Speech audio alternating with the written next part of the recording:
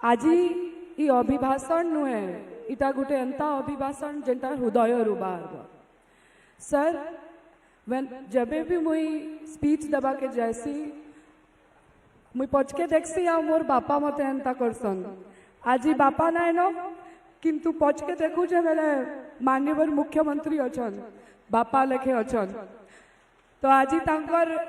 आशीर्वाद अच्छे बापांकर उपरू किंतु पछाड़े माननीय मुख्यमंत्री ठिया होइछन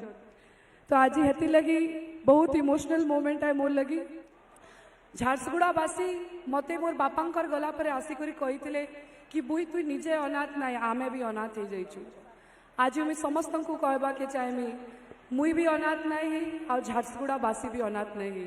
आमर सांगे जार हाथ अच्छे से आज इनु आमर सांगे बसीचन से होचन आउ किए नुहे आमर प्रिय माननीय मुख्यमंत्री श्री नवीन पट्टनायक। आपण समस्ते जानिथिबे आमर प्रिय नवदादा तांकर गुटे ही स्वप्न थिला झारसुगुड़ा के नूतन निर्माण रे पूर्णित करबार cancer hospital heart hospital Chowkipada overbridge घरे घरे माननीय मुख्यमंत्री सहयोग रे सबुआड़े पानी माँ मानकर आखिरु लुह जीवार समस्तंकर असुविधा दूर करबार ई सबु जिनस बापा सबु बेले भाबुतिले आउ करुतिले। आज से दायित्व माननीय मुख्यमंत्री मते देइचन मोर आशा अच्छे मोर विश्वास अच्छे कि आपण माने जदि आशीर्वाद देबे आपण माने मते जदि सही भल पाइबार देबे तो आगामी दिन रे मुई माननीय मुख्यमंत्री मार्गदर्शन रे ई सबु जिनस के पूरा करवा लगे आसमी।